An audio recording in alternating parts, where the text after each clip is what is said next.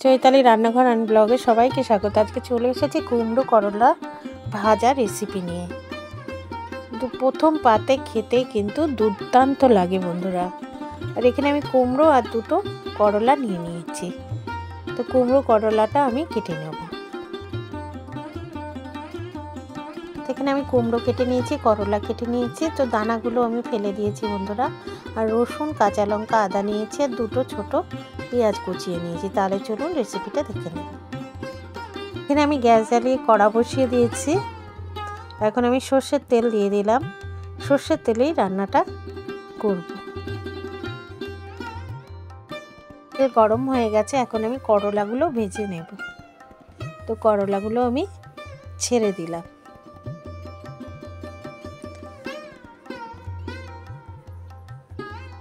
করলার মধ্যে আমি সামান্য হলুদ আর নুন দিয়ে দেব।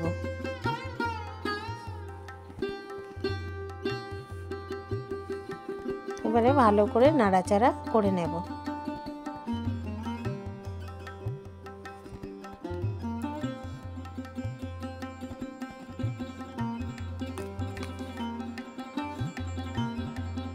করলা ভাজা হয়ে গেছে, এখন আমি নামিয়ে নিচ্ছি বন্ধুরা।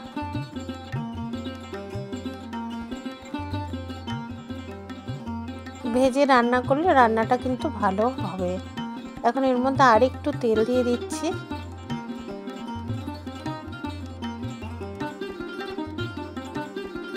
এখন আমি তেলের মধ্যে দিয়ে দেব কুমড়োগুলো ভেজে নেব।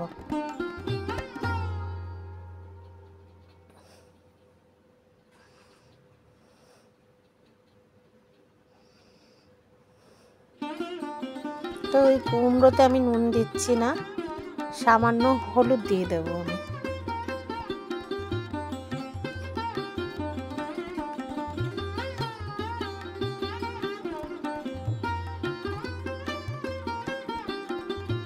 খুব ভালো করে নাড়াচাড়া করে নিচ্ছি। কুমড়োটাও ভেজে আমি তুলে নেব। কুমড়ো ভাজা হয়ে গেছে, এখন আমি তুলে নিচ্ছি।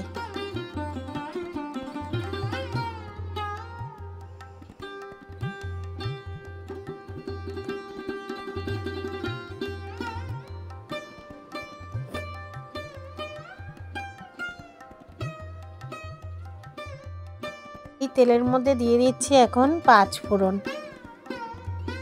আর দিয়ে দেবো একটা শুকনো লঙ্কা, আর দিয়ে দেবো দুটো চেরা কাঁচা লঙ্কা। এখন ফোড়নটা ভালো করে ভেজে নেব।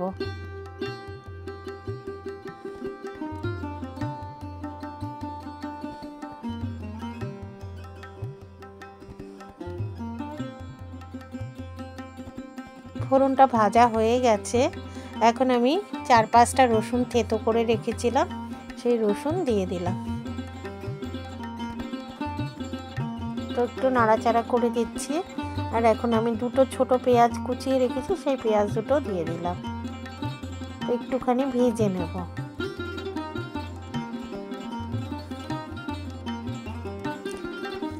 তো ভালো করে আমি নাড়াচাড়া করে নিচ্ছি।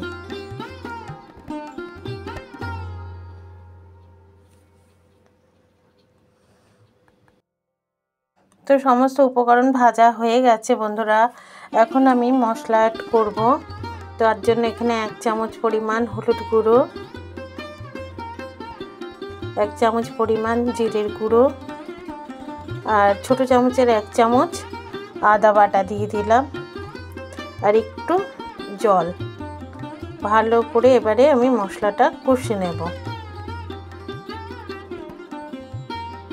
যাতে কাঁচা গন্ধ না ছাড়ে। এখন দিয়ে দিচ্ছি পরিমাণ মতো নুন। তো আরেকটু আমি ভালো করে কষিয়ে নেব মশলাটা।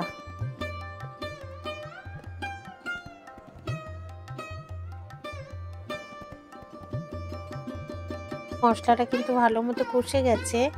এখন আমি করলা আর কুমড়োটা দিয়ে দিচ্ছি, আর একটু থালাটা ধুয়ে আমি জল দিয়ে দেব, অনেকটা তেল লেগে রয়েছে।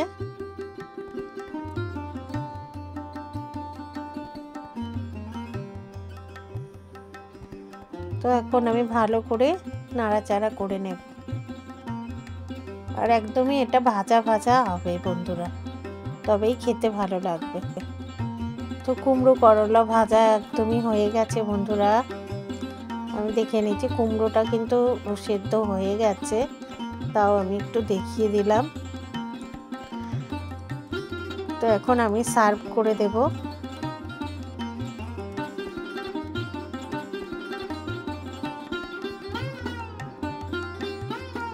এখন আমি সার্ভ করে দিচ্ছি বন্ধুরা। একবার এইভাবে রান্নাটা করে খেয়ে দেখুন, অসাধারণ লাগে বন্ধুরা। আর প্রথম পাতে একদম জমে যাবে কিন্তু।